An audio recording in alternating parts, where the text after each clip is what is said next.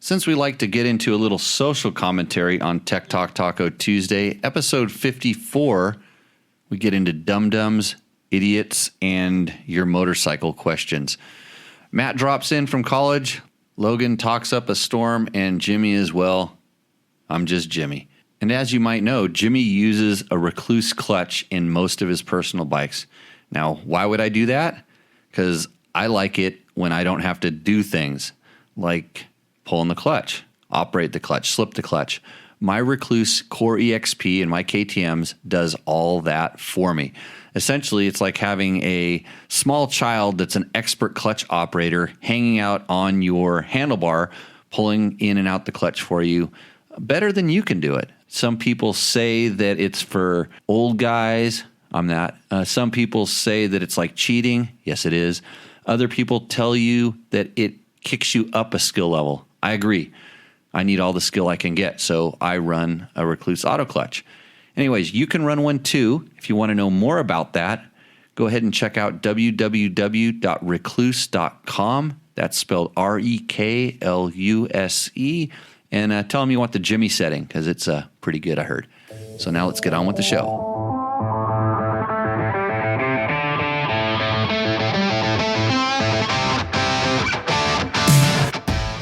It's 7 o'clock in Pahrump, Nevada, where we bring you Tech Talk Taco Tuesday. This is it's Valley of the Wet Dirt people today. We got a little bit of rain. We have a few people in studio here, in-studio guests. We have Logan, Noisy Logan. Say hi. Hi. And we have Matt Mattoon, who's back for your second appearance on Tech Talk Taco Tuesday. Hi, yeah. These are some of the kids of Pahrump. So they're dirt kids. And Matt ran away and went to college, but he's quarantined here in Pahrump, so he can do all of his virtual learning and virtual teaching.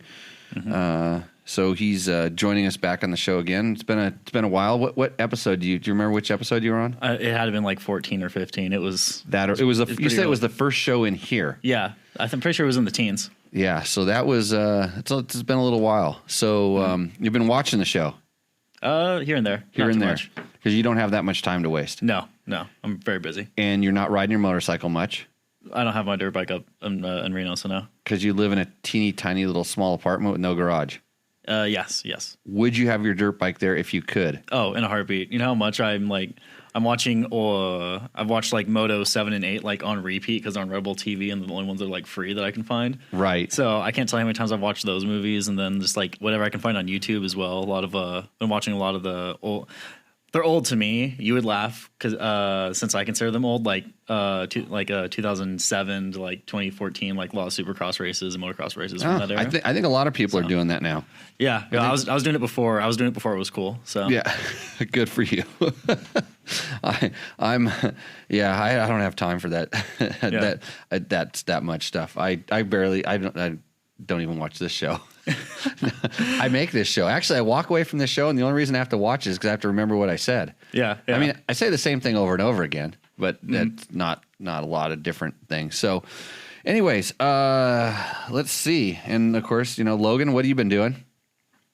Not much. Not much. And so I texted you today. What did I ask you? Want to go riding?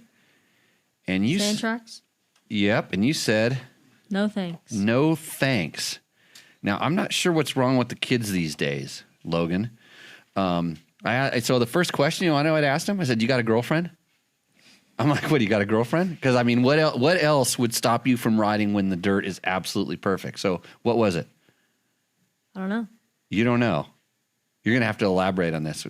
I don't know is 3 words. I want at least 6 words on why you didn't go riding today. Maybe he was busy with his virtual class. I think he's ditching virtual school.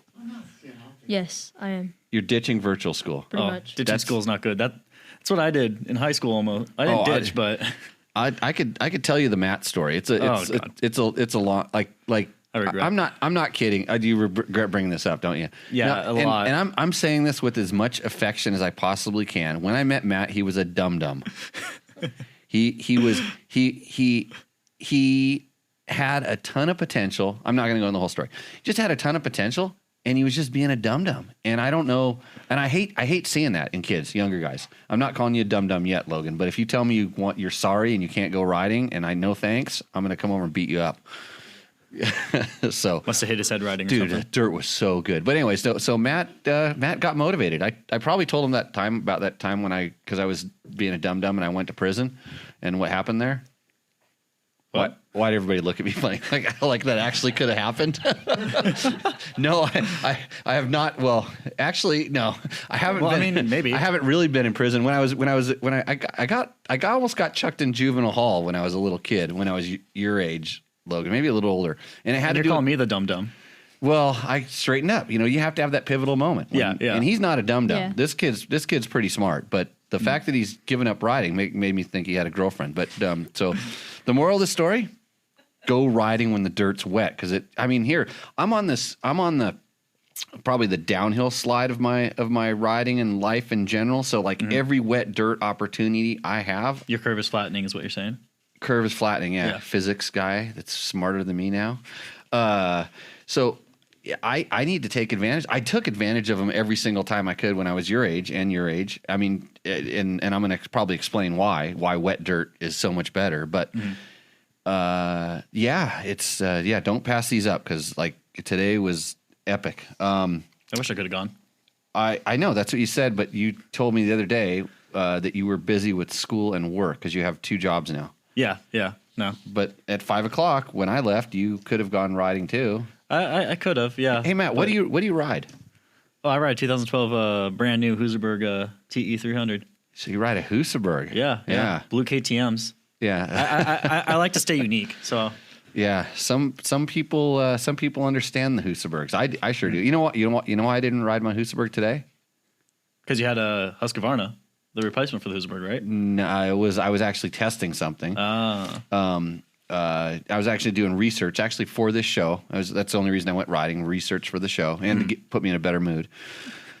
But I didn't ride the Husaberg 570 because the ground wasn't wet enough for that particular bike because that bike has a lot of power. I mean, Oh yeah, yeah, you've ridden it. I remember. I think I was either 15 or 16, and I think I was 15. And you told me to get on the bike, and I was riding around one of for one of the classes. I was riding around one of the little like whoops, little tracks we did, and I was having so much fun. I kept over jumping like all the things I used to hit, and then we went up to the gravel pit, and I was like, I was on it, and I wanted to try and like do a wheelie on it. I was like, well, second gear, that's too much. I'll try third gear, and I got on the gas really hard. And this is before I actually listened to like how the wheel lofted, and then I almost looped out the bike in third gear, just trying to. Well, that happens. Yeah. It doesn't. You didn't twist the throttle very far. You probably went a quarter turn. Oh, yeah. I mean, that Husaberg, like the reason I'd ride it today is because it has so much power that like when that tire just digs a trench, it would have dug down and made dust, and I didn't want to make any dust today while I was riding. Mm. That's why I chose to not ride the Husaberg. I had a question for the people out in the room, just to check. Do you think this show should have a format? Because we just kind of ramble, but should we have like a format and segments and do things in order and all that stuff? Just to kind of throw it out there for the regulars, because it is a lot of regulars that are watching it. And George texted Logan and reminding Logan that what? It takes an idiot to raise a village. Thank you, George. Yeah, thanks, George. Right, my spirit monkey advisor or whatever the heck he is. Yeah. So and then are there any? Do we need a format? And do I need to bring more special guests in here? Nothing against you guys, by the way. Just You mean I don't compare to Andrew Short? No, not really. Wow. I don't know. You know what? I don't know how organized you are. Andrew Short is the most organized person I've ever met. Oh, really? Yeah, he's very, very, very organized. I don't know, and I haven't seen you ride lately, so I can't really compare that. I haven't seen you go out and win rallies. I haven't seen you drinking a Rockstar energy drink every 14 days, but Andrew doesn't do that anymore. So he's Monster. He's Team Monster now. So Yeah. Hey, about that. there's a lot of new stuff on dirtbiketest.com, or a lot of new stuff, some new stuff, as much as we put up in the last 3 weeks. But I finally did my test on the Climb Powercross pullover, which full and complete information. I wore it today. It's awesome. In case it rained and in case it got cold when I was riding down the road. There is Gabe's Honda CRF250L rally test is finally up. The words are up. So if you want to go through there and you can criticize us about our spelling, punctuation, and grammar and all that stuff, and then I'll just blame Gabe, even though I tried to do the best I could with the time I had to edit it up. And there's a Husky 501 impression from Scott Hoffman. There's lots of stuff. So you can always check that out. It's good if you do that, share that. Support Dirt Bike Test. Maybe you can buy a T-shirt. It says so on the screen right behind us. And if you're the one guy who bought the T-shirt last week and I haven't got to sending it out, blame me. But if somebody else buys one, then I'll actually have to send 2 out, and then it'll kick me in gear to do all that stuff and go to the post office because I'm kind of scared of going outside other than riding. You can, when you're on the site, you can also click through on the Amazon links. So you don't have to buy motorcycle stuff there or the stuff that's kind of suggested in the pictures. You can search through those things, and if you need to buy all your toilet paper and sanitizer and whatever other things you buy, we can get a small chunk of that. It helps this out. And then I don't have to pay these guys in cat food because it's getting rough around here. So my indentured servants is feeding them cat food. So hopefully I might have some big news about sponsors next week. I'm really hoping this time because I'm getting sick of getting dangled across the coals on this thing. So. What else do we have to talk about, Logan? From the last show, Joe Doyle, I think. Jimmy, since we're on the subject of the pandemic, what are your thoughts on the Honda Cub 125 Hunter? Is it, in fact, the perfect apocalypse bike as some have claimed, and if not, what is? Joe Doyle, I have no thoughts on the Honda 125 Cub. I never even thought about it. It doesn't exist. But Honda did release a 150 adventure scooter on April 1st, which may have seemed like a joke, but it was actually really a bike release. So they have a scooter. Yamaha used to make this Zuma scooter that was like a 2-stroke and had knobby tires and stuff on it, and there's a little bit more adventure. But I don't think about that. But the ultimate apocalypse bike. It's funny. I did a story with Cycle World magazine a few years back I was just a photo model, overpaid photo model where we tested apocalypse bikes. And I picked at the time the KTM 990 Baja, I think was the one I picked. We had a whole bunch of different ones, but in reality, I think we should have picked the KLR 650. I think that was what was picked. It was picked? Because I remember this article actually pretty vividly because my uncle, Dennis, he showed me this article right before I took your class for the first time. Oh. And he was like, the KLR 650 was determined to be the best apocalyptic bike. And he had one, which he proceeded to try to sell or sold and then bought a 990. Yeah. No, he still has the KLR. Okay. So, yeah. So he took the one that I said was the best. Like any smart person should. Just whatever I say is the best motorcycle, you should just buy it. So come on, bring on all the beta questions and the TMs. TM actually got in touch with me and said, "Hey, do you want to come out to our compound and test some bikes because they're on lockdown too." So we'll see what happens. Okay. Did I tell you how awesome the riding was today, Logan? Yeah.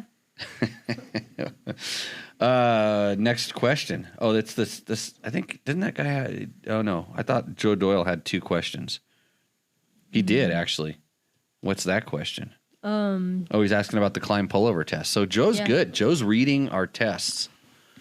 the Joe Doyle says, I like it, just think it would like it better if it had a full zipper and not a pullover. Then it wouldn't be a pullover.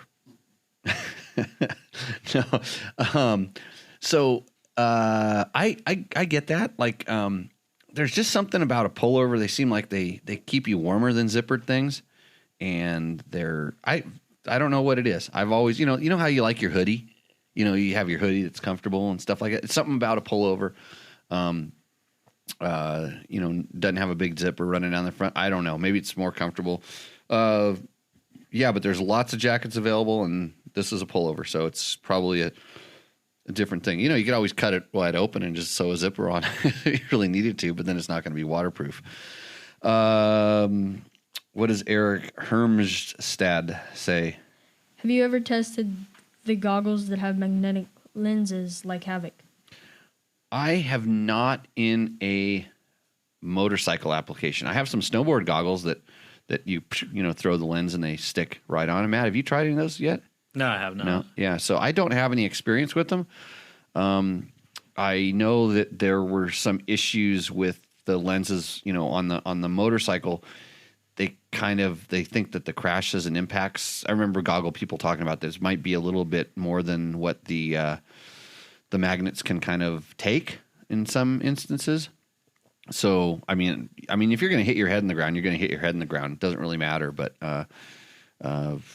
who knows? I know a lot of times, goggle lenses, when you start smashing your face in the ground, aren't your friend. So I think trying to keep them encased in rubber is better than having them flying around. Mm-hmm. But I don't know. No, so I've not tried them. I'd like to. What does Paul Van Hoyt say? On the climb pullover, he's said wearing armor underneath, assume there's room for that, and if so, did you have to size up? So it depends, I guess, on the size armor and your size too. The fit is proper. I'll call it proper, but loose. It's loose so that you can wear, like if you're wearing like an armor that's tight on the body. The more roost, we call it roost protection as opposed to a full on chest protector. You're not going to have any problem at all with the normal sizing, because I think maybe large is like a large plus. It's like a little bit up on what so they kind of expect that. I was able to put it on, and I generally wear an extra large jersey, and I was wearing a large in the pullover, and I was wearing a large pullover, and I was able to get it on over my backpack in driving rain once, because I just wanted to keep everything in my backpack, and it wasn't too tight. So, I think, and the good thing about most of these companies these days, when well, first of all, if you can find a dealer that stocks this stuff, go buy it at the dealer, and then you can try them on and reward that dealer for taking the risk to stock stuff. But, if you can't and you're buying it online, most of the online retailers have returns and stuff like that. We all know it's a pain in the ass, but it's good. On the KTM 350 video, Peter Firestone said, what tires are on that bike? Peter, on that particular bike, we had the Michelin. Did we put Michelin Star Crosses on it? No. They sent us some of their DOT tires. I'm going back because that's over a year old, so I'm kind of guessing. But I remember we put Michelins on that thing for a while. We take the stock TKC 80s off right away, and then after those came off, I put Kenda Parker DTs on it, and both the Michelins and the Kendas worked awesome. But at the time when the video was shot, it was on the Michelin. Oh man, I wish I could remember the numbers. But it says so in the video. I'm pretty sure someplace in there we talk about the tires. So maybe you didn't watch the whole video. It's maybe you know why. You know why you probably didn't watch it?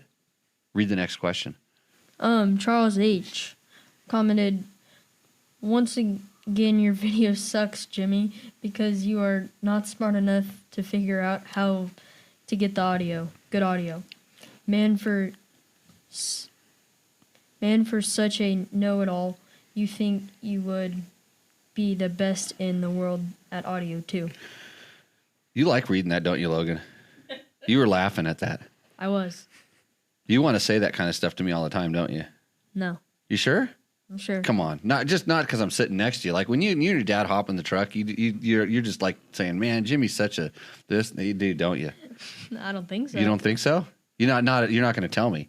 Well, Charles H. So Charles H. I'm glad he's going to let me talk about myself. You think? Should I? That's what he wants. So I was kind of curious because, I mean, he's probably only the 15th person that told me the audio on that particular video sucked. And that was when we were just getting started. We every once in a while we learn, and we have learned a little bit about audio. So that's not my thing. I'm really good at riding motorcycles and telling you how they work and stuff like that. Pushing these buttons on these controllers. I mean, you should just Charles H. should be watching this right now. He should watch the beginning of the show, and he should watch me fiddle fart with all these damn knobs and computer dials and pushing buttons. And he would be impressed because I think I'm a better audio engineer than Charles H. And I'm sure as hell a better motorcycle rider. I know I look way better than him. I mean, just look at me. Like, look at the caterpillar I got just tamely growing across the thing. Charles H., I went to your YouTube page, as a matter of fact, because I'm so infatuated with you now because you like me. I want you to call into the show. I responded back and told you that you should call into the show because I'd like to talk to you, just, because I want your tips. Because I hate it when someone throws out awesome advice like you suck and you know it all and what else? I'm surprised he didn't make a mean stab at Gabe because everybody likes doing that too. As Gabe shakes his head over there, just shrugs it off. He's like, I don't care. I get to ride brand new dirt bikes and you don't, right? Yeah, Gabe's riding something he can't even talk about today. It's pretty good times out here in Valley of the Dirt People. But anyway, so Charles H., I went to your YouTube page because, everything's public on the internet. And I found out that you have a section on there called This is the YouTube overlords. This is the SoundCloud checker of sound. Shut up. Be quiet. Charles H. is just picking on you. You are a horrible audio engineer, but he's bringing out the bad things in people. He's making you rant about something you shouldn't even care about. So, Charles H., quit being such a mean person. Jimmy knows how to ride motorcycles, and he's trying to help you, even if it is only coming out of one ear. And it sounds like he has a nasally voice. Just be nice. Why am I going on this rant? I don't even care. It's your show. You do what you want. Right. Yeah. Hey, call into the show sometime. I want to talk to you. I really do. You want to read that one again, Logan? Was it funny? No. Go ahead. What's next? The CRF250 rally video. Okay, 'cause we're going to direct all these questions at Matt because Matt should have been boning up for this show, doing research and studying. I was studying astrophysics. Right. Okay, you're excused. Go ahead, Logan. Alan Schuben. Do you prefer having the ABS option or not? Is it just one more thing to go out, or it is a very useful feature? I'm 50% dirt, 50% road. Thank you for a great video. Boy, Gabe, was on the Honda 250L, was there an off-road ABS or was just on and off? It was just on and off. On and off. You could have all ABS front and rear, so you could never turn the rear off. No, you could only turn the rear off. Okay, so basically that means it's an off-road. We call that an off-road ABS setting. Too many bikes running around here. I have a tough time remembering everything, so I refer to my experts that I feed cat food. I think that the ABS for a novice rider doesn't have a lot of riding experience, especially when you can turn the rear off-road and have it full ABS on-road is probably a pretty good thing because the ABS is getting good. It is almost as good as most riders, especially novice riders. So in that aspect, I think it's a good feature. I like the fact that you can turn off the rear and have some off-road ABS. I'd like you to be able to turn it all off so you can learn, you can learn to not rely on it 100%. So you can get a feel for what, if the bikes are all computerized and they're going to, pretty soon they're going to be balancing for you. And pretty soon, well, we have bikes now that have fly by wire, and guess who's controlling the throttle? Not you. So, it's just, I always think that, it's kind of good to, be able to go to a full analog thing and learn stuff. But I think Honda's done a really good job with that ABS on that bike. And most of the time you won't feel it. And if you do feel it, you probably have both wheels and you feel the rear wheel like not skidding when it should skid off road. But generally, I mean, how much does the ABS kick into the front? Not very often. Depends how you use it. Yeah, if you're riding aggressive, like if you're riding like a trail bike, a motocross bike, you're going to feel it because it's not meant to do that, especially when you put more aggressive tires on it. Because that's the other thing is the ABS is tuned for the tires that come stock on that motorcycle. And we have a very round, slick tire like that bike has. It knows that it's skidding a little bit more. So if you put more traction on that front wheel, i.e. a knobby, and you're off road, it causes the bike to think, it grabs more traction. So it activates the ABS quite a bit more than what it was tuned for. So that's always something to kind of consider when you're changing your tires on a ABS equipped bike. A lot of times, it's especially it's something as dynamic and changing as the surfaces, you would ride on off road. You're going to get some different sensations that may overwhelm the computer.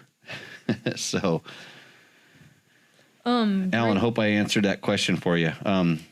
Yeah. Gray Wings commented, I will get a rally mostly because it looks good. I agree. Yeah, that's a good looking bike. I think it's a valid point. I think Ricky Brayback would agree. I think Johnny Campbell would agree, right? You've sat next to them, right? They'd agree. Can we say they would agree? Yeah. Yeah. Okay. I think it's a good looking bike. It's probably one of the best looking stock bikes. I mean, just looks. They nailed the look on that thing for Read the test. We talk about the looks. We kind of beat it up for the looks because it looks so good, and then you kind of like go, So, anyways, yeah, that was our strange take on it. My dad bought I think the first year that they came out with the Rally. My mom and dad bought it. They tried getting back into dirt bikes for a little bit because your mom had the L. Yeah, the first L. Right. They got new ones a few years ago, and then they sold them again. But right. Yeah. Francis Bellinger commented, "Where is all that weight come from?" Yeah, that's not.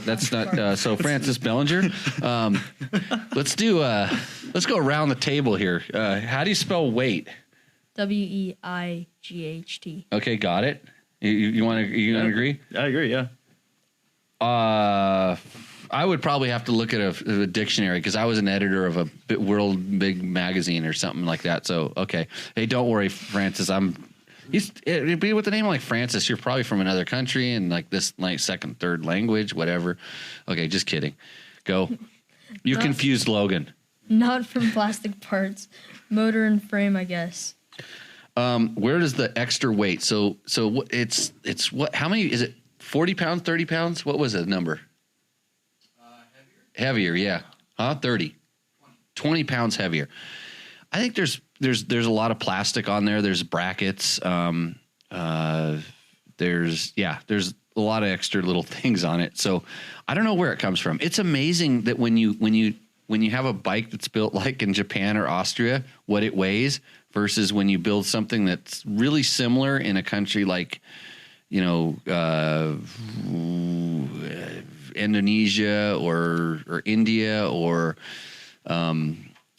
Taiwan. It's amazing how much weight they can add to a very similar sized thing. And sometimes you pick up the frame and you go, whoa, or, you pick up a wheel and you go, whoa, what'd they make this out of?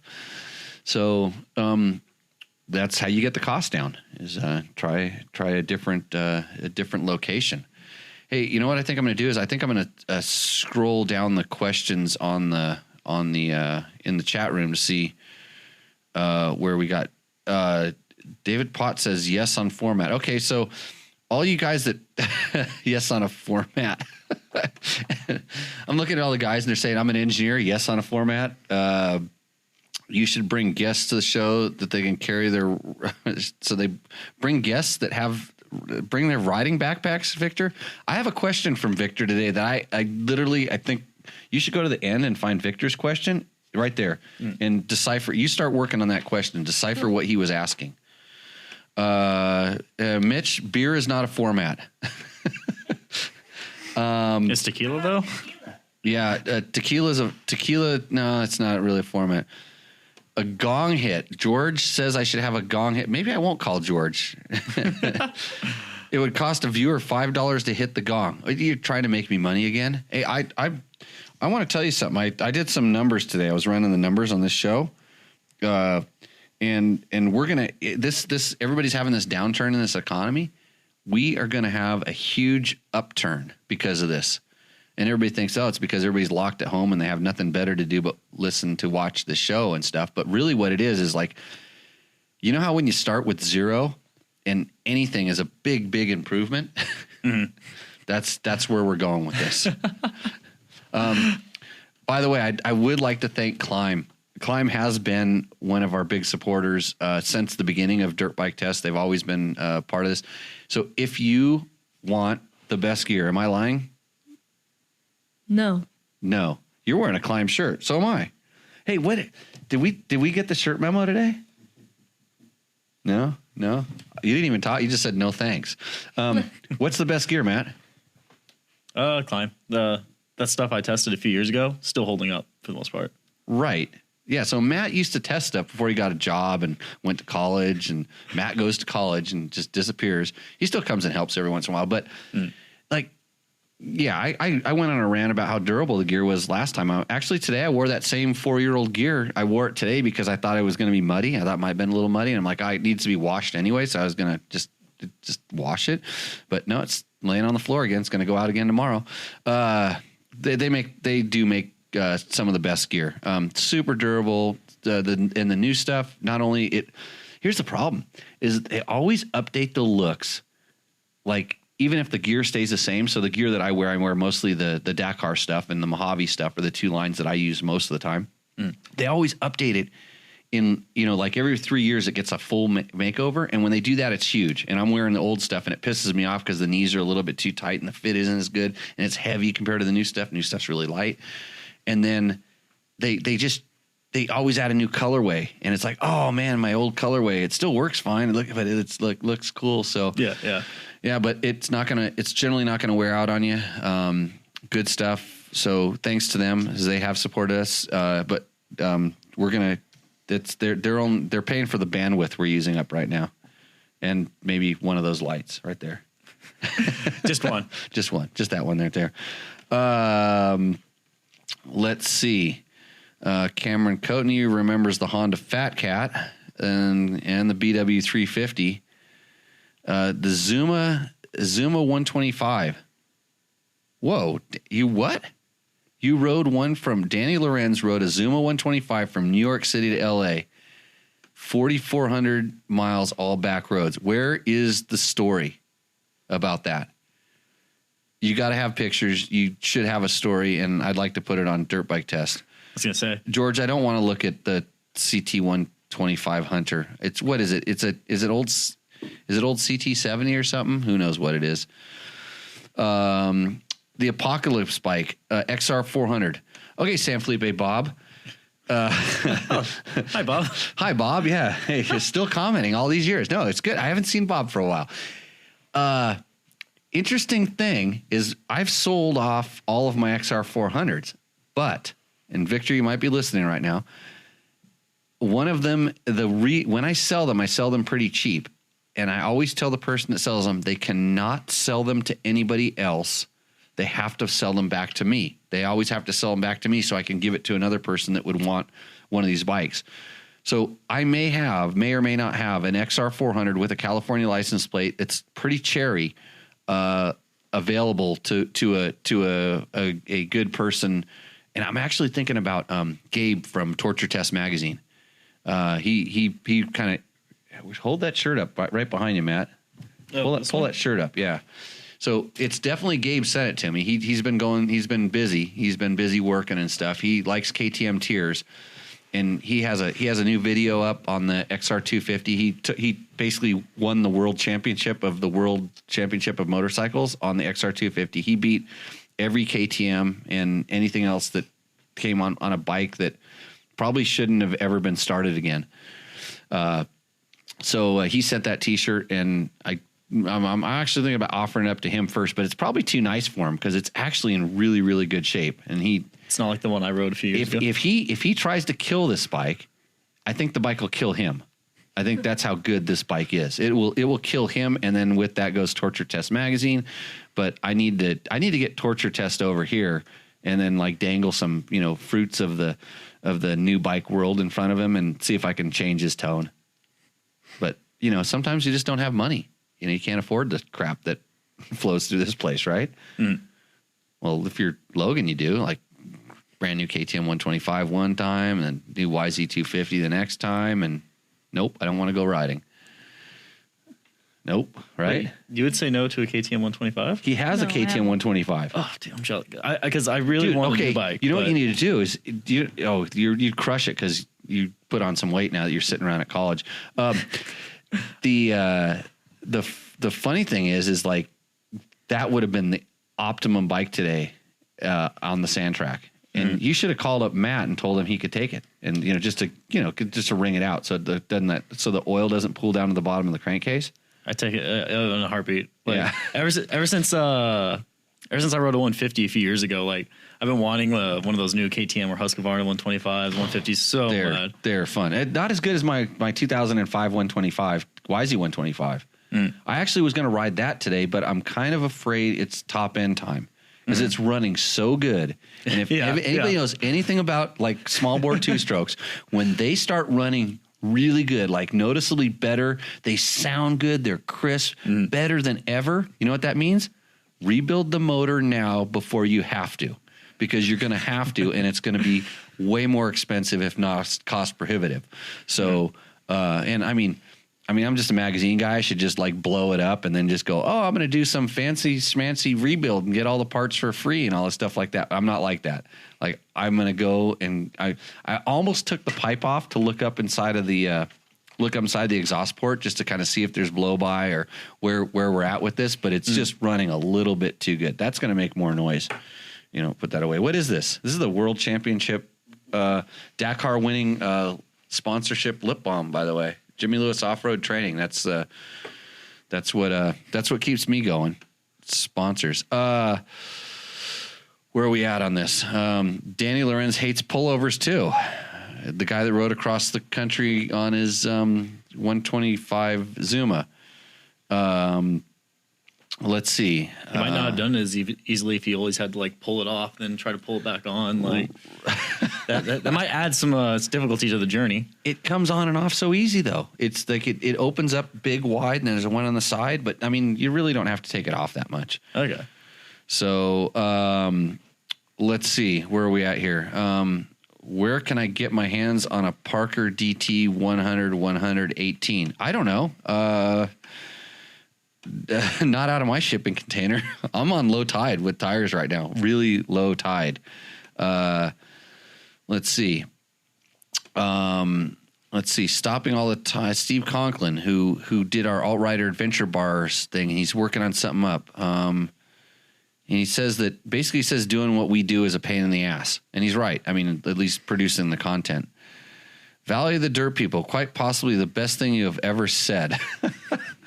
Most people take that as an insult around here.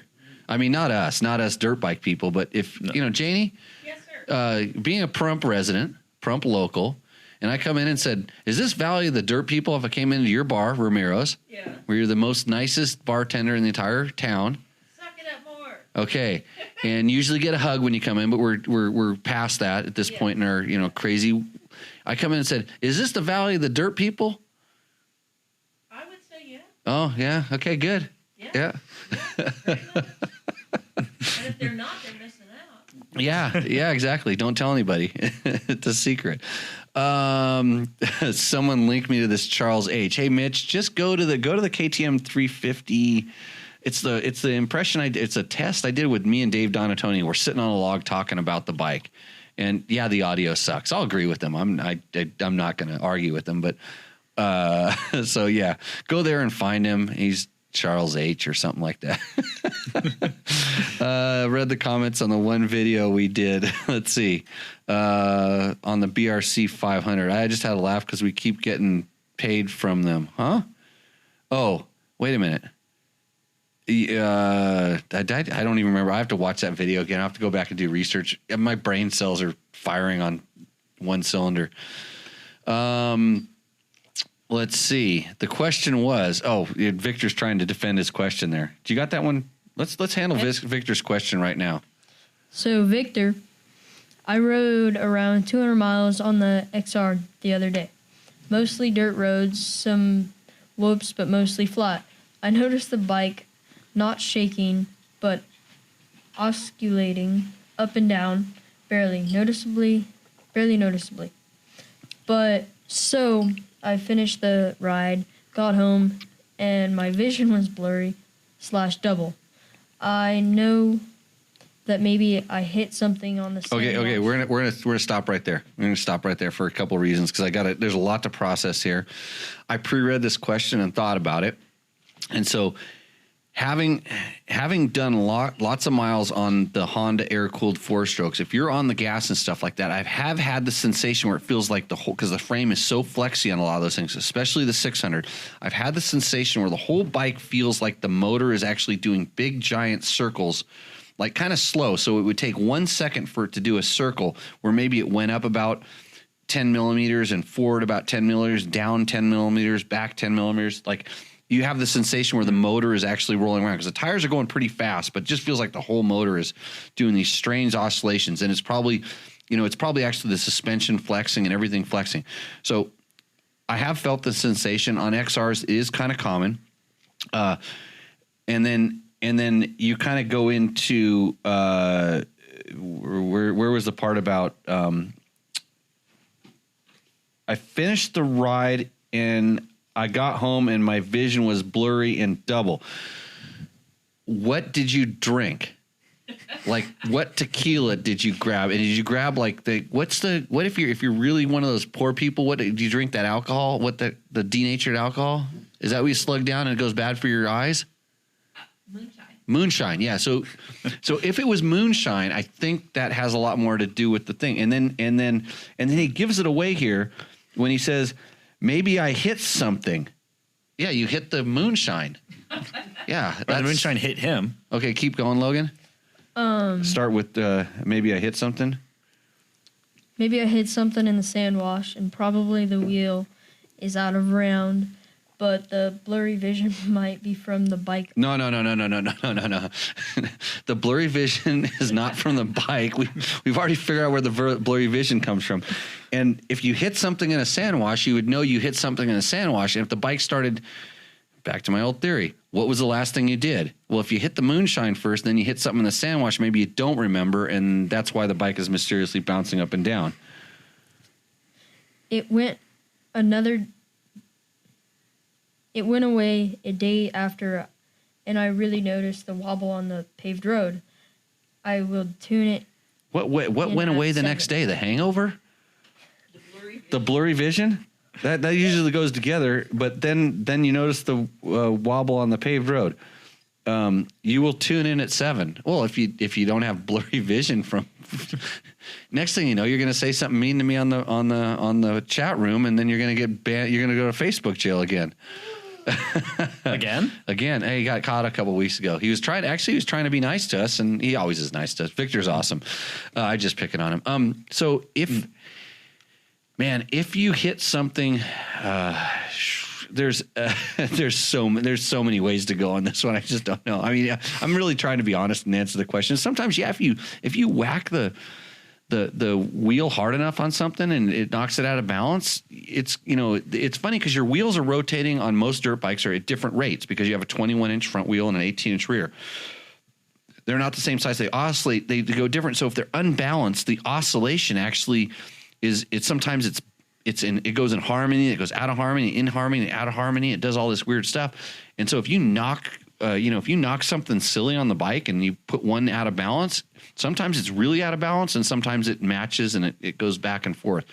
Best thing to do is put the bike up on a stand, just let the wheels, well, the front wheel is easy to do. The rear, you kind of have to take the chain off, but you can kind of balance them there or just spin them up in the air or be careful. Not that I don't trust you, but put the bike up on the stand. You can actually start it and get the rear wheel spinning, while it's off the ground, and you start, increasing the speed of that wheel and you watch that bike shake up and down on that stand. That'll tell you something's out of balance. And that's why a lot of street bikes do not come with rim locks.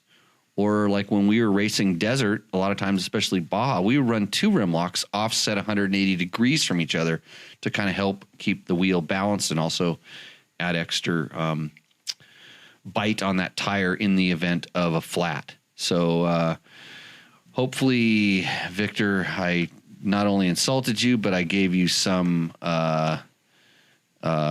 advice. Is this where we need to, is this where we need to call George? Maybe. Yeah, tequila. Did you reply that tequila may have been involved before I started explaining that? As a bartender, you would know, right? Yeah. You see this on a daily basis. Tequila is involved in this show. Speaking of that, go ahead. Next question. Michael from the last show commented on his Husky 300. Oh, no. So remember we talked about this, and I actually called him today because I was so curious, and that's why I rode a Husky 300 today. So, let me go ahead and read that and we'll explain it. He took it for another ride with a fresh spark plug, and after a warm up, he continued to ride aggressively. Hoping to win back my dignity on Tech Talk Taco Tuesday, after about 10 minutes while going slow on a turn, the bike died and I ended up walking home. When I got home, I pulled the spark plug out again black. But this time I found debris inside the spark plug. I attached the photo of one of the pieces I pulled out of the plug. I pulled the head off, got scared. I really screwed up something and dropped it at the dealer this morning.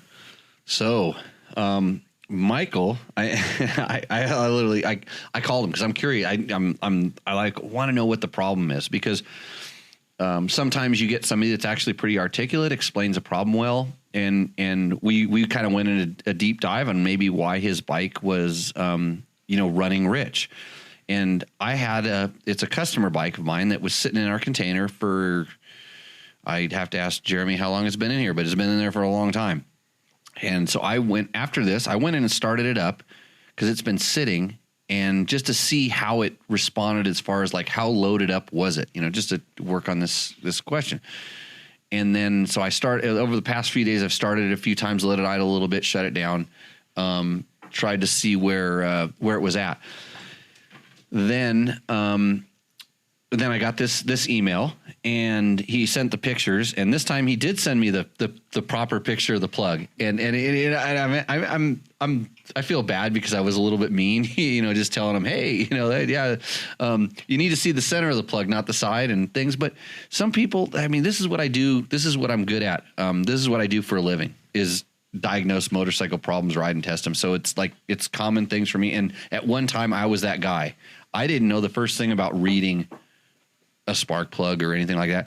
And maybe, because I was a kid, I was probably never that guy, because all I wanted to do was find the end of the throttle cable. But if you're being careful and stuff, you may not open your bike all the way up. You may not twist the throttle all the way. So we talked about it a little bit, and his bike had been detonating. It was obvious by the pictures, and the little piece of debris he pulled out. The reason his bike stopped is that piece of debris basically went between his spark plug and the electrode and caused it to, it was like a kill switch.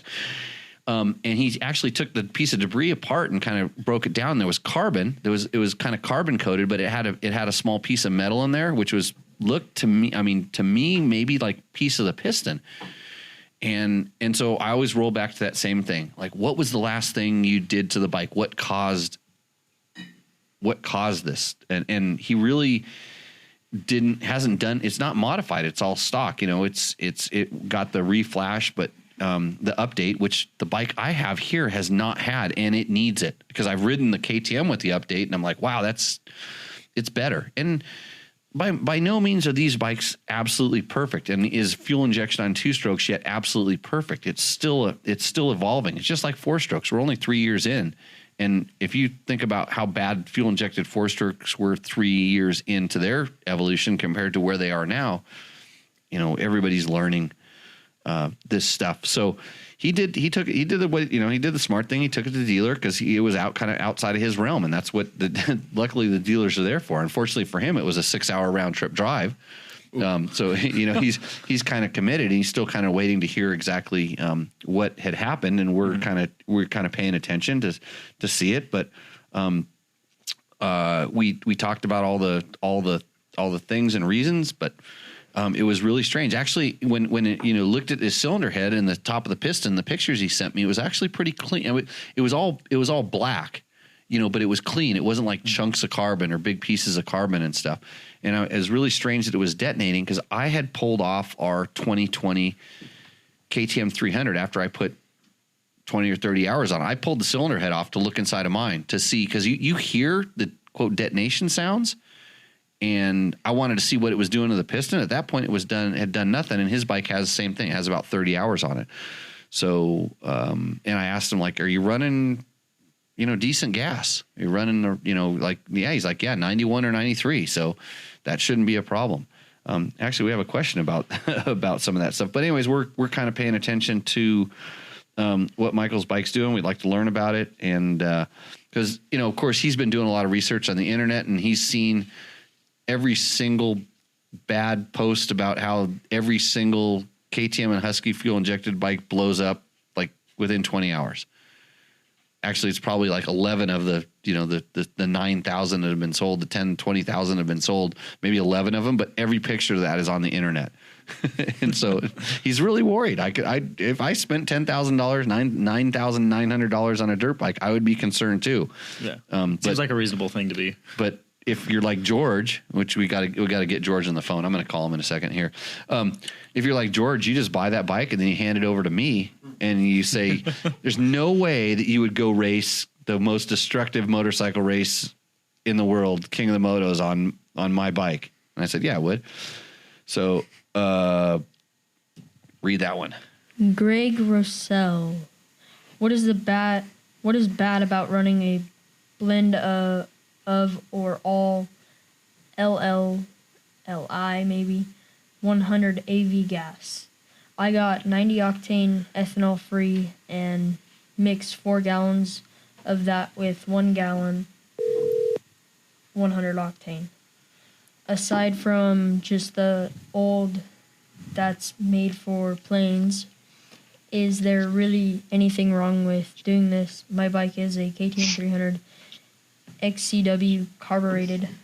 I have heard people also asking if it was okay to use it on TPI bikes. Not everyone seems to be able to get the ethanol-free fuel where they live, so they wonder if this would be an alternative. So, welcome to the show, George. Can you hear me? I can hear you. Everybody, okay. Matt can hear you. Logan can't. Logan's going to be in a fog here. You know how every once in a while you see the picture, the show, and he's like looking like deer in the headlights? No, he's good. That's Gabe does that. Gabe does that to him on purpose. I know. You're gonna have to beat up Gabe if he does that again. So, hey, so did you hear the question? Yeah, I got it in front of me. I'm looking at it. Right. So so should I be running avgas or a mix of avgas in your bike? Low lead 100? If Mojave Bob was sitting in here right now, he was the king of low lead 100. He used to have containers of that stuff at some of the properties we co-jointly owned, in case he rode there, so he could put gas in it. That's what he ran in his bikes. So here's the short answer. They do not test when they've developed this bike, they do not test it with that fuel. They test it with the basically pump gas. That's what it's designed to run on. So I wouldn't recommend it unless you plan on doing some fuel tuning based on the fuel that you're running. It's, if you can get the ethanol gas, I think that's fine. It's probably better than the ethanol gas, as long as you're not letting your bike sit. Well, if you're letting your bike sit, ethanol gas is bad. If you're not letting it sit, no big deal. If you're burning through your gas and use it consistently, it's not going to be that big of a deal in the short term. I think over long periods of time, and I'd probably have to get Chris Reel here to break down. I think he's watching. I know maybe he might be able to logged in. I think pipe in. Yeah, I might be able to pipe in on this. But my impression is if you're using your gas and burning it, just run the 91. If you can get 90, depends on what part of the country you're in, or even like at what altitude you're at. Because if you're higher altitudes, my understanding is that the octane is not as important. I understand that the 100 octane low lead has a little bit of lead. I don't think our bikes, quote, need that anymore, especially since your two-stroke doesn't have valves in it. Maybe the lead might help lubricate the rings, but that's what the oil's for. I don't know. You could go down all these different paths, but just run pump gas in it, unless you're really trying to get the maximum amount of performance out of it. And at that point, you're going to have to do a lot of stuff to tune the motor to make it better. And aside from doing some real small things, I don't think you're going to get that level of performance. I mean, unless you really want to go down I think everybody just wants to buy something and bolt it on and tune it up and make everything better. And that's hard to do compared to stock. And I'm just saying, well, if it's not pre-detonating, which you should be able to hear. Yes. Why would you go up in octane? I did this back when I was on 80s. When I was a little kid on 80s, we bought race gas because we thought, hey, we were racing and we needed race gas. And I didn't like what it did to the bike. It made the throttle response like really kind of, it was like kind of fake. I would call it fake, super crispy. I didn't like it. It just felt like it kind of revved up a little too quick in the beginning. And so I knew this when I was kind of like, I felt it when I was young, and we didn't jet for it or anything like that. It burns harder and slower, right? For the most part, higher octane. Yes. Harder and slower burn. Yeah. I think that's the I'm sure there'll be a sub discussion on the forum about exactly what it does and what it is, but run the pump gas, let the bike do its thing. Hey, back to Michael's deal with that motor. Right. That's something you could test and put up on Dirt Bike Test with a link is a bore scope. Something you plug into your phone, you can lower down in there. Oh, like the thing you can get at Harbor Freight. It, plugs your phone. Lower down, look in the spark plug. Yeah, look in the piston in those walls and see what it's telling you. I think I have one of those someplace. I never use it. I just tear things apart. Yeah, no. But if you didn't want to, it sure dropped in a spark plug hole. Yeah. Look around. Is it just like a little camera, like on a little foldable stick, or like a little string? Yeah, it's like on a flexi stick, and it's a little camera that plugs into your phone or Wi-Fi's to your phone or whatever it does, and you can record the video and everything. Huh. Yeah, I think they're really cheap. I think you can get them for $30 or $40 for a nice one that's waterproof and everything. You use it for sink clogs or whatever. They come with a long wire, I think. But yeah, it'd be something nice to add to the toolbox. Yeah, hey, I just want to announce that this show has really jumped the shark now because Cameron Coatney's mom, who he just said hi to, has joined the show. So hi, Cameron Coatney's mom. And he pointed out, she must really be bored, or she's stalking you on the Facebooks right now, Cameron. So just to let you know. Hey, Jimmy, back yes. on topic, because that's part of what I do other than pick on you. Chris Real just posted up, if you have an O2 sensor and use leaded fuel, expect to need a sensor in a short time. So I guess leaded fuel burn up that O2 sensor is what he's saying, if I'm reading between the lines here. Yeah, there's no O2 sensor on the KTM 300, but yeah, no, that's a good thing to point out. What other questions should we answer there? How about this one here? How about Brad Lou? For the CRF250X, is there a 4-gallon tank available yet? Looks to be a super DRZ replacement. The CRF450X would be an awesome upgrade from a DRZ 400, but you're not, as far as I know, you're not going to find anything more than like a 3.2 gallon tank. I know a Chirby's doesn't have one available for it. IMS has one, but it's just a gallon more. They don't have the big. I don't think they have the really big one for it just yet. So, yeah, it's a tough one. Feel bad for Brad. He seemed very interested about this 4-gallon tank. Yeah, you can run the 3-gallon tank and then put a giant loop gas bag on your back, and then yeah. just get a bunch of like Ziploc bags and put on the side of the gas tank with like some duct tape. And just so that Victor knows, Jen Morton says, "You're not crazy. My eyeballs bounce on my XR too." Okay. I think they're making the Moonshine together. Yeah, Dirt Bike Mike. I got the picture of the plug right this time. So Dirt Bike Mike is Michael with the Husky 300. So just so if you want to identify him on the comments and stuff like that. What's the next one? Where are we at? We confused? Oh, on the KTM 300 video, I think. Arthur Pirna commented, "Great video information coming from a guy who races and knows how to wrench a bike. Great content. This video actually helped me on my purchase." Well, thanks, Arthur. You should have bitched about the sound quality. I mean, come on. I mean, what else? I need to go watch this video now. I actually haven't seen this. The one with the horrible sound quality? Yeah. Yeah, well, let's turn the sound off. And then you can just watch my lips move and just admire. I don't have the caterpillar mustache, but you just admire me in front of the camera. And what's the point of watching the video? I don't know. He obviously listened to it because he complained about the sound. Yeah. I don't know. I'll leave a nasty comment too. Oh, thanks. I'll give you honest advice.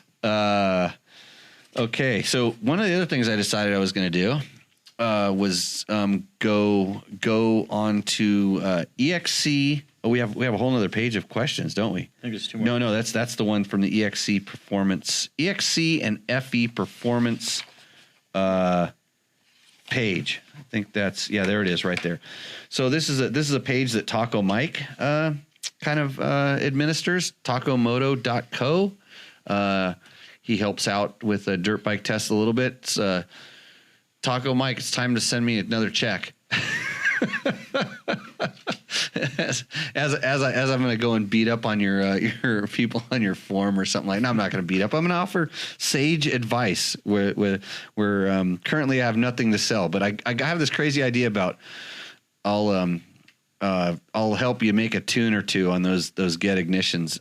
I'm still learning. I'm still learning about how to do this, but so I went on to the EXC and FE Performance group, and I'm going to rip off the last 5 to 7 questions, and I'm going to answer them without referring to a reference manual. So, Logan, go. What's the first question? Cody Knockblock. Knockblock? No block. Knoblock. Knockblock. Yeah. I don't think that's right, but I think that's the best way you could have pronounced it. I think you changed this. Got it. Pulled blinkers and horn off. Used hand signals. Went on road. Never ride at night. No reason for this to be here. Anyone rip this big clunker off and just leave it that way. Wondering if it will affect the headlight if it's unhooked and off the bike. So he's talking about that literally pretty big instrument cluster on the KTM and Husky EXCs and FEs. It's I'll tell you the number one problem with that is if it moves out towards the grip, it actually starts interfering with the clutch. I've seen so many riders that don't realize it, and they wonder why their clutch is kind of like bumping into this thing and not the clutch engagement is wonky and stuff, especially when Well, if you have like small little tiny fingers like me and you have to adjust that lever in close and the adjuster comes out, it actually rubs into that thing. That's the number one problem with it. There are companies that make smaller ones that are a little bit more compact and give you some more room on the handlebars. But if you take it off and you unplug all the stuff, that's all you're doing is unplugging all the stuff. So it no longer works, and it's not going to affect anything if you don't need your headlight and you don't need your turn signals and you don't need your horn. You don't need your high beam flasher and stuff like that. It's not going to make a difference. The bike will do just fine without that. So that's my answer. Did I do good? He just wants to get rid of that. He just wants to get rid of that plastic out there. Yeah. He is the perfect candidate for the 500 XCW, by the way. So when you're taking that stuff off, you would probably be much better off with the 500 XCW that basically has a single button sitting over there that shuts the bike off. You push on it, it turns the bike off. So just saying. So Cody, knob block. Yeah. Don't hate me. Shelby Kyle. Leaking at the front sprocket. I have the schematic below. Do I just need to order number 24 and 25? So Shelby had a picture of the output shaft assembly of a KTM 500 EXC or something similar to that. I didn't really dive that deep into it. And so he's asking about like the two parts. I think he was asking about the O-ring and the shaft seal or something. He wasn't sure where it was leaking from. So in countershaft sprockets generally, and this applies to all bikes, it depends on what wore out, what's worn out. You can't just look at it, and you have to disassemble it and kind of figure it out. I mean, sometimes you can, when you start pulling it apart, you can look, and I've seen it come through the center of the shaft and get past the threads in the bolt and work its way out that way.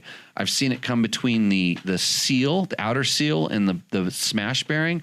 I've seen it come through the center shaft, past the O-ring that's in there, and I've seen people take their bearing piece that slides on the output shaft and put it in backwards, and there's a groove for the O-ring, and then smash the O-ring all to hell and then put it on backwards. And I've seen all kinds of stuff done differently.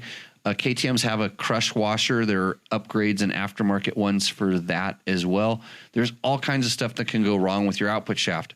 Most of the time, the bolt comes loose, stuff wiggles around, or the seal just plain goes out, or you wrap something like, you get twine wrapped up around it, or a wire goes in there and runs across the seal.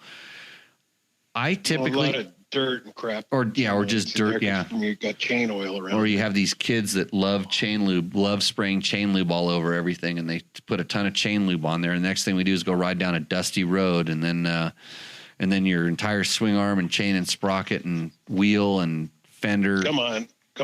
Keep it moving. This is where I need my gong, Jimmy. Oh, the gong? Answer his question. Well, you got to pay $5 to knock that gong. Okay.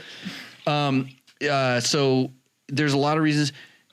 What I would do, if you're going to take the time to go in there and do that, I would go ahead and replace almost everything. If you're going to do the quick fixed, you just figure out what it is and just get that one part. I would probably, you're going to need a seal. You're going to need that O-ring, and you're going to need to make sure that the crush washer isn't destroyed from being installed improperly.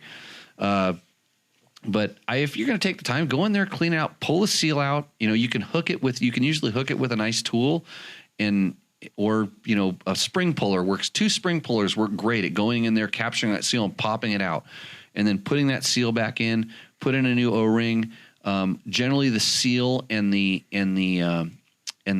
bearing come as a kit. A lot of times there's kits like All Balls and Pivot Works and stuff make kits like that. You can buy all the stock parts. So hey, you know what? I just did that on my 500, and mine was leaking from the O-ring, so out the center. Yeah, not the center of the bolt hole. I think the bolt's probably blind into that shaft, but yeah, on the KTM it is. There's a center and an outer, regular conventional seal. But I just went to Rocky Mountain and pulled up their schematics.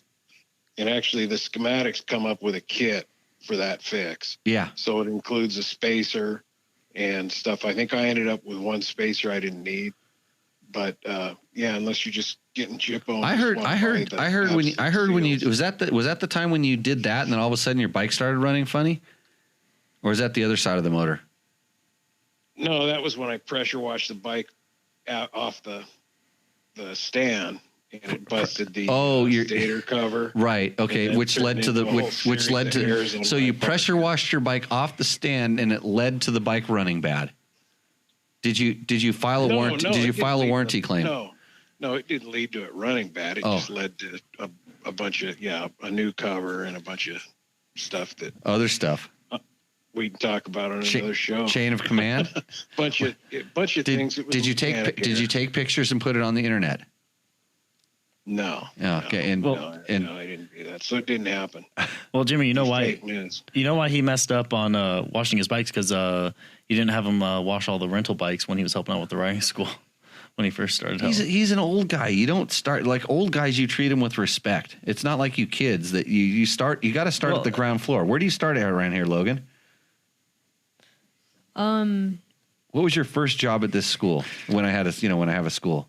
Air pressure. Air pressure. And then it led to doing the next involved task of bike wash. Bike wash, yeah. You know. Well, maybe George need more practice washing the bike. Yeah, George. Listen to the idiots. I mean, listen to the people that as an idiot that I brought up. Sage advice. So what I'll tell you exactly what happened there. You know, I'm just kind of trying to help out. So I'm helping Gabe. I get on the pressure washer. I mean, it's the end of class. There's customers around. Everybody's pressing flesh and high-fiving. And I go over and I help Gabe wash bikes. And then Gabe kicked you out from washing bikes. No. Gabe comes over and criticizes how I was not washing. He told you. Right? He told you how you don't know how to wash a bike. See, he needed the practice. And I know because he had that Jimmy look. He's Jimmy trained, and he gave that kind of demeaning. You screwed up. So I walked away. Okay, so that's you learned that from me walking away. No, I walked away because he was criticizing how I washed the bike. So I just popped a beer and talked with customers and sat on my butt like a 58-year-old should and talked with customers and had a good time. Right. Yeah. Enjoyed. So it was a teachable moment. Teachable moment. Like to have teachable moments. Teachable moment was let the kids do the work and you just have a beer and watch them while they're talking to customers. You ever seen that before? Tons of times. Right. Okay. What's our next one? Sam Putterson. Okay. Anyone know what this plug is supposed to go to? I took apart the front of my bike to install the Moto-minded super mount, and I am left scratching my head. See the red arrow? So Sam Punderson had a picture of the wiring. I'll call it the spaghetti octopus of wires residing behind the headlight of your KTM or Husky EXC, and he'd pulled it off and found a new wire, and there's a lot of wires back there that go to a lot of things. And I'm going to go back to the sage advice that I like to bring up all the time. It was like, what was the last thing you did? Okay, so was that wire not connected to anything previous? Because there are a couple that just dangle back there. Then don't worry about it because it wasn't connected to anything to then. It's not connected to anything now. Don't worry about it. But if you disconnected it from something and you don't know where it went, maybe you should have, and I learned this from the kids, taken a picture of it before you took it apart. Or there's always this really interesting thing that comes with most of the motorcycles that we buy new. It's called the manual. And it has a wiring diagram and schematic in it that shows the path and use of every wire on that motorcycle, often color-coded for your convenience. So you can use that thing as well to figure out what that wire goes to. But I would always kind of default back to the first thing. If you unplugged it from something, you should have known what you plugged it into. And so and this leads us into, I'm going to have you skip down to this question next. It leads into the next question I'm going to be asked. Hey, along the lines of wiring, Jimmy. Right. You know, something I've always done in those things, when I'm looking at wires or whatever, I look for any wear, like where it's been rubbing or pushed together. And then I don't necessarily reroute it, but I just change it a little when I put it back together. Mm-hmm. So it's not rubbing on the same spot, so maybe it gets a little life out of it. That's always smart to do to look at the wires. If there is a weakness in the KTM and that electrical system, they use very lightweight wires, and if they get pinched or ground on, or underneath the gas tank between the mount and the frame, you need to pay attention to that stuff. You really do. But I was going to add too and this is a tech show. Got to give some tech tips every now and then, Jimmy. Uh-huh. The other thing I'll do or just kind of notice is like where my wires go up towards my brake light switch and the dual sport bikes and everything, and they're usually cabled off to something up there. I always kind of change that point where they flex, when the forks go up and down. Mm-hmm. I just rotate that around so it's not always just flexing in one spot. So that's about all I can bring to the table as far as tech talk. But those are the little things I think about when I'm looking at wires and routing. And that's way more meticulous than I am with that stuff. If it's a race bike, and they're critical wires and stuff, I pay a little bit more attention to that. But okay. So what's that question? Mike Spurgeon. That's Mike. That's Taco Mike, by the way. Oh. Name withheld to protect the parties involved. Okay, so he's not talking about me. I'm gonna read this question. I'm taking this away from you right now. I want to dive deep into this one. The name has been withheld to protect the parties involved. Background: a homie recently bought a Get ECU and got it all installed and said it was a bit hard to start, but he got it running. He zipped up and down the block and said it ran great for a bit. Then it started to sputter and act up. He got back home and it died, and it started up and it ran again. So this guy was obviously a Vegas local, so he brought it by Mike's house to have him take a look. So, Mike went in there, thought it was the ECU, and threw another one on, and they had the exact same problem. So that's good diagnostic, thinking, what was the last thing you changed, right? George? Matt, what was the last thing you changed? Exactly, no. The ECU, the Get ECU, right? But that's a trick question, because what does it take to get to the ECU? Okay, there we go. The trick question. What did it take to get to the ECU? Well, actually, it doesn't take that. So the answer is, so we figured we get to the basics: air, fuel, spark. Okay, that's good too. But my basics is, what was the last thing he did to this bike? Well, he put the ECU on. Then you're not getting enough information from the customer. Took a look at his fuel tank connector. It didn't look seated all the way. Click. Wasn't snapped in. Bike fired right up. So yeah, that was the story. It always goes back to this, people. Just trust me on this one. You don't need, actually, it's regular, it's just sage advice. What was the when something changes, what was the last thing you did to cause that change? It's very rare that just magically things happen. But it goes back to all that stuff. I mean, you take a seat off and you clamp something down and pinch a wire, or you're routing some tail light trick LED turn signal, and the wire gets cut. It doesn't cut for a little while until you ride the bike, and now you got problems. But I have to correct Mike. It's not just, what did he say, air, fuel, and spark? Mm-hmm. It's actually compression's the third component. There's air, fuel, mixture, spark, and then compression. Yeah. It's basics. But anyway, and he mentioned something about a ground. And the thing I've always learned with grounds is you get some bizarro stuff happening if you've got a weird ground. Oh, hey, I know this kid named Mason Klein that you can check into with that. Oh, was that his rally nav tower or something? No, that was his ground came disconnected during the Sonora rally, and his bike came to a screeching halt.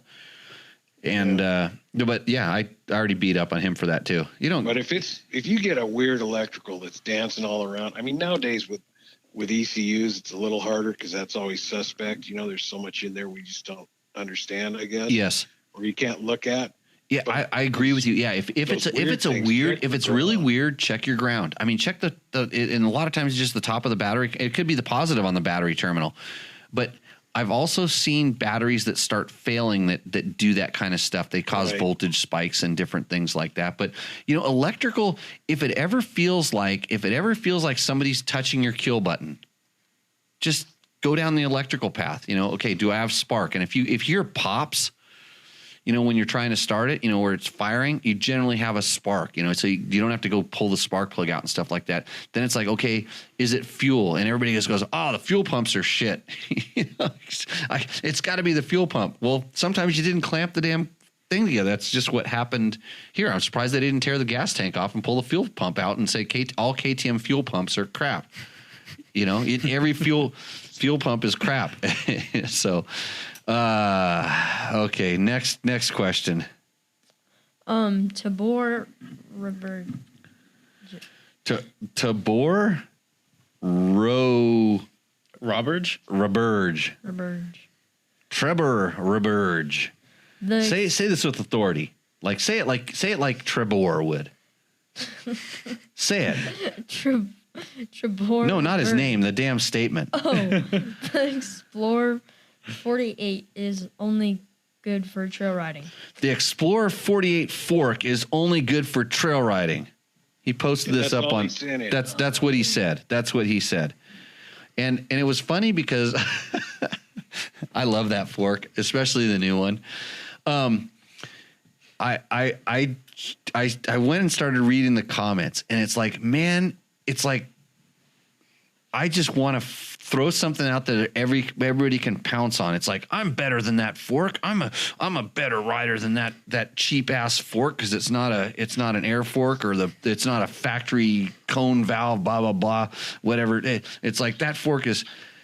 And that's a great fork. It's a great fork for what it's designed to do. If you're kind of a smart person, for about $6 in oil, you can usually make it an excellent fork, by adding some oil or taking some oil away to change the characters.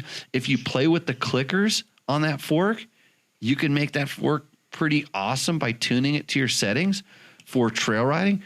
And then they're like, well, what about motocross? Well, it's not put on a bike that's ever designed to go on a motocross course, but I'll take my KTM 500 with that Explorer, KTM 350 with that Explorer fork on a motocross track and be fine. And if I wanted to set it up for that, I could add some oil to it, crank in the compression a little bit, which, believe it or not, acts on the mid speed, which holds the bike up, and it starts acting. It's never going to be an air fork, and it's never going to be a cone valve fork, but it's not bad. And for the level of rider that mostly would ever take one of those bikes on a motocross track, it's probably better than you having a cone valve fork because it's going to jar the bike all around for the level that you're riding it at. So I think it's a great fork. It's better than just a trail riding fork. And even to go one step further, I know someone that knows a lot more than I do about suspension that's running one of those things on a motocross bike. So there.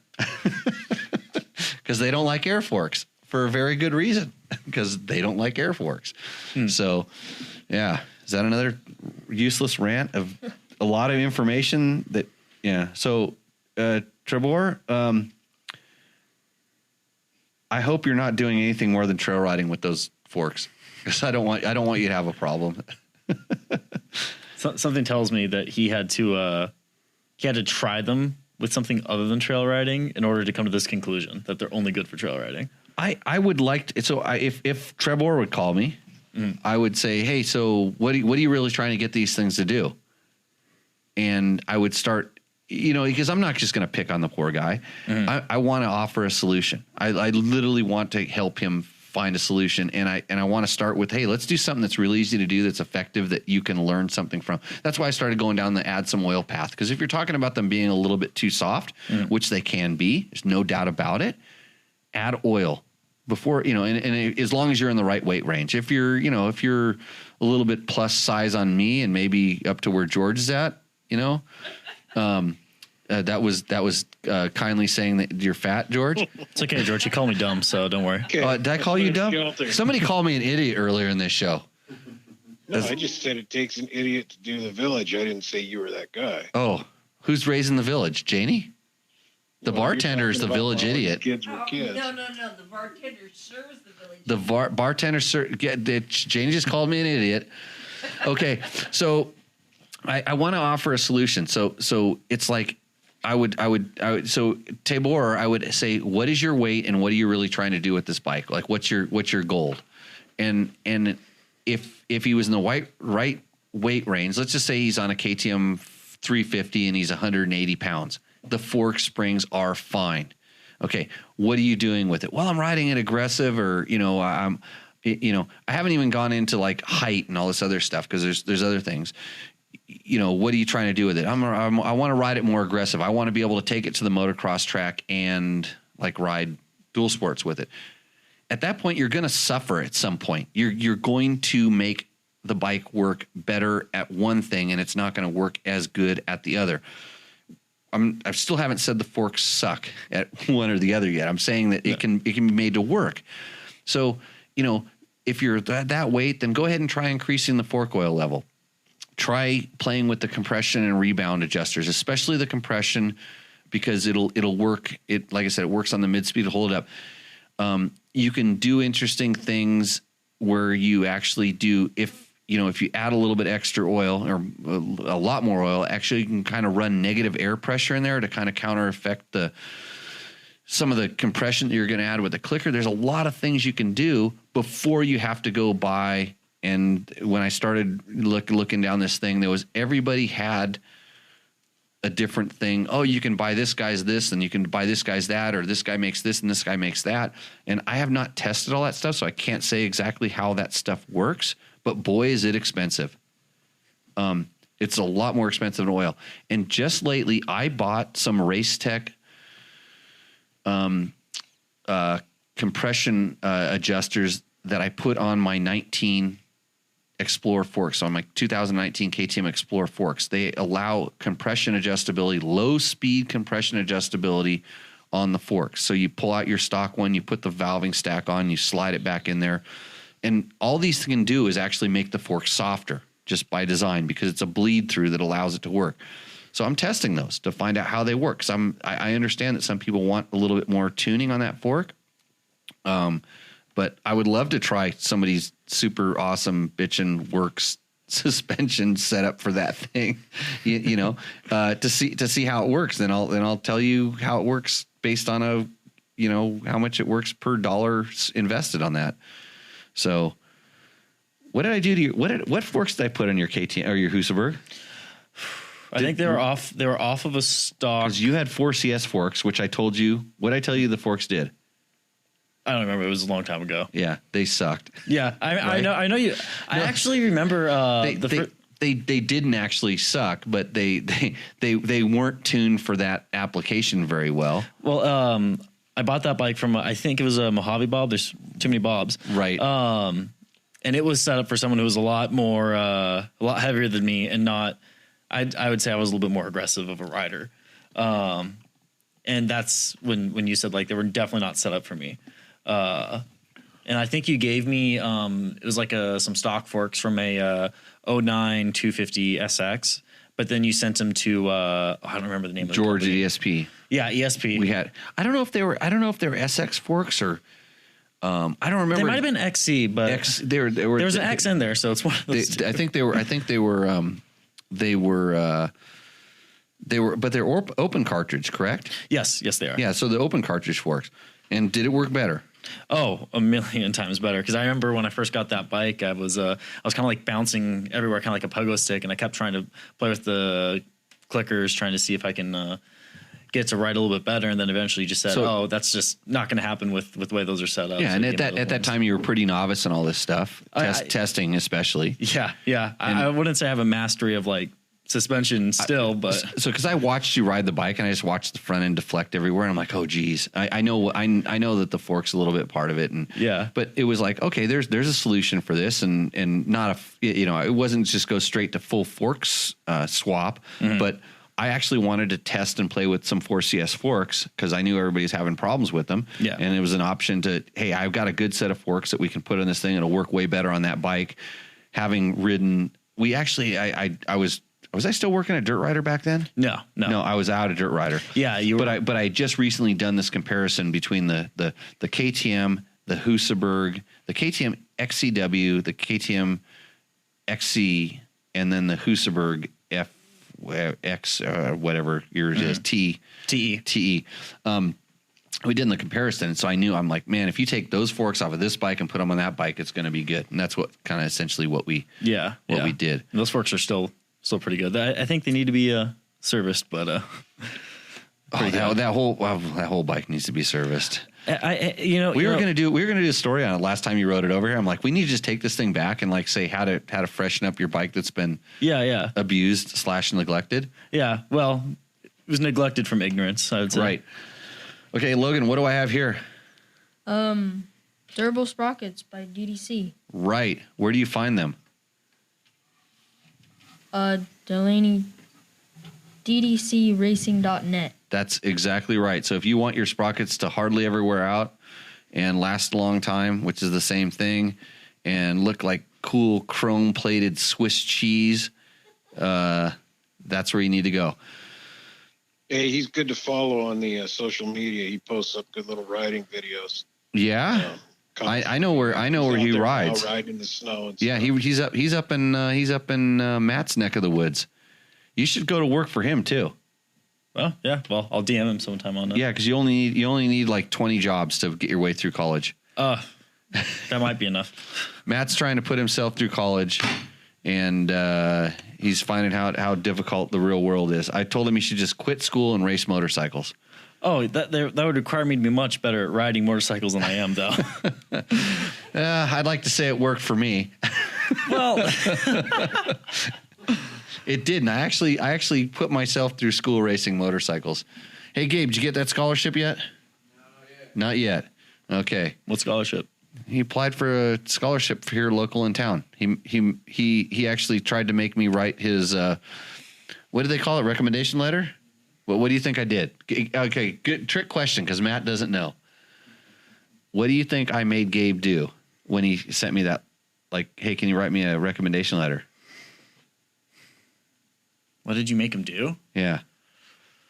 Well, think about me. How lazy I am, right? I'm never working. Did you have him like write an outline and then you just tried to like edit it and fill it in? It's pretty close. Yes. Gabe, you could be a physics major studying astrophysics in a few years if you follow Matt. You could be. Yeah. Are you on Instagram? I am on Instagram. What's your Instagram? Matt.Mattoon. I don't really post anything on there very much. Do you stalk anybody? Stalk anyone? Yeah, like me. No. What about Logan? Logan's on Instagram. Oh well, maybe I can start looking him up on Instagram. Okay, so you can. Him. Hey, if you want to follow any, I'm sure on the video right now it'll show all of our Instagram handles. You can follow us at dirtbiketest.com on Instagram.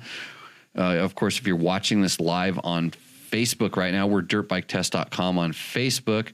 Every once in a while, we throw a Twitter out there. I don't know what Twitters are, but I do one like at least once a month just to keep keep it fresh. You know what I see on Twitter? I see all these guys that claim they're motorcycle journalists and they're testing bikes all the time, and all they do is they're just Twitters. They're tweety, and it's like they say I ride more than any other motorcycle. I test more. I ride more than anybody else. They say this on the Twitters, and like once a month when I check it, I'm like. Yeah, Twitter's not. I'm busy out. I'm out riding. Like really, I don't think there's anybody that rides more than me. I really doubt it. I test so much shit. I don't even talk about the stuff I test because I'm too busy out testing. Although it's just riding, right, Gabe? Yeah, that's what they say. Hey, we got some pretty cool stuff coming up in a week and a half or so. We're going to do some neat stuff. I'm a contact I made through doing this show, Vidmodo is going to come out hopefully, and we're going to shoot some awesome stuff, do some things. Anything else? Any other news? Do we have any other news out here? We're all safe, right? Everybody's healthy. We're safe. I hope you're staying safe in this crazy and strange times. We're going to get back to super dirt bike riding. No thanks. I'm curious if anybody knows anybody, and I hope the answer is no, that is actually hospitalized over this coronavirus. Because everybody I've been asking cannot say they know anybody. We're not. It's not a political show, nor do we talk about racing. No, I'm just curious. I haven't heard of anybody. We talk about diseases. Tequila. And I'm trying to get a tequila sponsor. I am really trying to get a tequila sponsor. Well, if you put up that donate button, you'd get it because people be hitting it right now. How about the gong button where you did like hit the gong and you'd shut me up after like you had premium, I saw 50 live views. At one point. I've cooled it down to 32. Yeah, but that's okay. I'm glad. Hey, I'm really glad everybody's safe. I'm super stoked that everybody's watching this. Hey, share it with a friend. You could be listening to this on iTunes or on SoundCloud if you're listening to the audio. Good on you. I don't know how you share that stuff. Usually you just take it out of your car window and throw it at the other person. Is that how you do the sharing on the Social audio? distancing. Social distancing, yeah. Gabe says yes, so that's obviously right. I think you just stand on the side of the road with like a sign up. Stand on the side of the road. What's the day rate for that, Logan? What is it going to cost to put you on the side of Highway 15? Oh, but you got to spin the sign too. It's got to have like a little arrow and you got to spin it. Because if you're not going riding, I'm going to put you to work someplace else. And a sign spinner. You're a little guy. We could put you up in a leopard outfit or something like that. Or I'll ride the 125 around you. And I'll be happy. The Cub 125. We got some cool bikes coming up for tests. Lots of stuff happening. We can't wait to get back at it. So I think that's it. Do we have another out of questions? We're good. We answered everything we could possibly answer. Do you want to rip into Charles a little bit more? Okay, sure. Yeah, let's go. Charles H.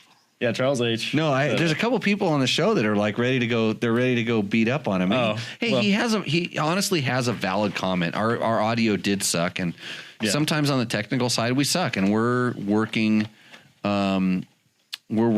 really hard to make this as good and professional as possible. It kind of correlates to the amount of revenue that we're generating.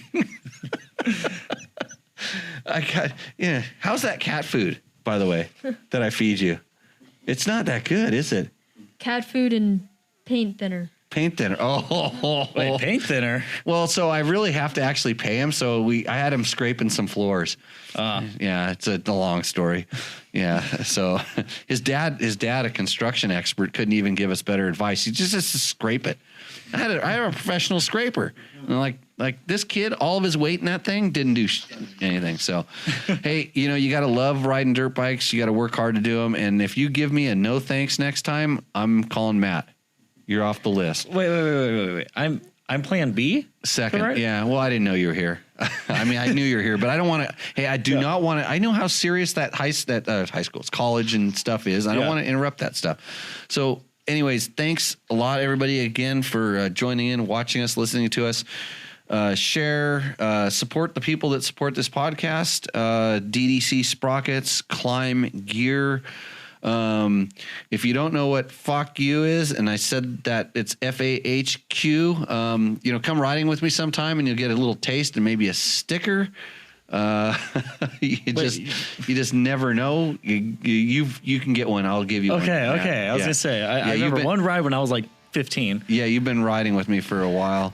But good times. And, we have any other Takomoto.co. They've been helping us out. Although I need a cable and some the next check or something like that, because I'm gonna have to turn the lights out. It's gonna be pretty dim around here. Okay. Hey, good night, everybody. Sleep tight, and we will see you out on the trail. Cheers. Hey, Logan, that was a pretty good show, huh? Yeah, it was. Did you learn anything? Yeah. What was that? I need to get a recluse on all my bikes. All your bikes? Yeah. Which one first? Probably the YZ250F. Why is that? So I worry less about my clutch and worry more about my riding. So we're going to see you in the expert class pretty soon, yeah? Hopefully. Right on. So if you need more information about recluse clutches, where do you go, Logan? go to www.recluse.com.